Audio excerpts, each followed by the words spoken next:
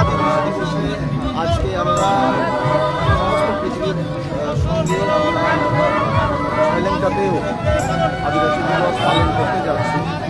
এই আদিবাসী দিবস পালনের মাধ্যমে আমরা সমস্ত ভারতবর্ষবাসী একটা মেসেজ দিতে চাই যে আদিবাসী যারা রয়েছেন, ইন্ডিজিনাস যারা রয়েছেন, তারা সমর্থন যারা রয়েছেন, তাদের অস্তিত্ব রক্ষার জন্য আজকে পৃথিবীর দিকে একটা চেষ্টা করা হচ্ছে এবং সেই আমরা তাদের কৃষ্টি সংস্কৃতি রক্ষার জন্য আমরা আগামী দিনে যাতে সবাই একসঙ্গে মিলে থাকি এবং আমাদের কৃষ্টি সংস্কৃতি যাতে আগামী দিনেও টিকে থাকে, তার জন্য এই আদিবাসী উদযাপনের মাধ্যমে আমরা একটা চেষ্টা চালিয়ে যাই প্রত্যেক বছর এই 9 আগস্ট। এবং আমরা চাই সমস্ত পৃথিবীতে যাতে আগামী দিনেও আমাদের কৃষ্টি সংস্কৃতি, আদিবাসীদের কৃষ্টি সংস্কৃতি আমরা টিকিয়ে রাখতে পারি এবং যাতে আমাদের মধ্যে যে আদিবাসীদের যে একটা পিউরিটি, এটা যাতে আগামী দিনেও বজায় থাকে।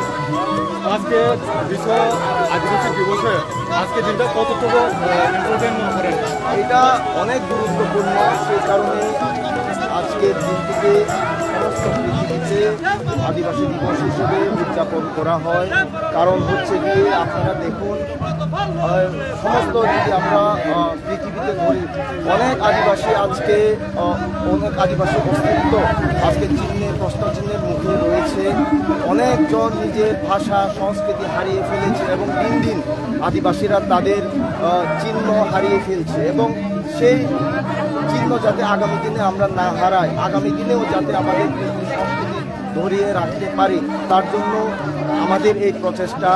আগামী দিনে যাতে সমস্ত অংশের জনগণ একসঙ্গে মিলে আমরা আদিবাসীদের জন্যে আমরা যে আদিবাসীদের যে সংস্কৃতিগুলো রয়েছে, আদিবাসীদের যে চিহ্নগুলো রয়েছে, সেগুলো যাতে আমরা টিকিয়ে রাখতে পারি, তার জন্যই আমরা সবসময় এই প্রচেষ্টা চালিয়ে যাব বলে এবং আমাদের সঙ্গে সমস্ত অংশের জনগণ এটাই চায় যে আগামী দিনেও যাতে আমরা সৌভাতৃত্বের সঙ্গে একসঙ্গে আমরা মিলে থাকতে পারি।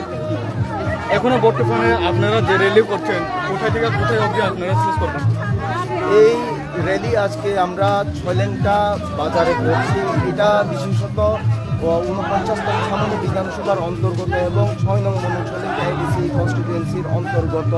এখানে আমরা ছয়লেঙ্কা টাউন হল থেকে র্যালি শুরু করেছি এবং ছয়লেঙ্কা বাজার আমরা ঘুরে আমরা আবার পুনরায় আমরা ছয়লেঙ্কা টাউন হলে গিয়ে শেষ করে ওইখানে একটা ফলসভার মাধ্যমে এই আজকের বিশ্ব আদিবাসী দিবস আমরা শেষ করবো। Thank you sir.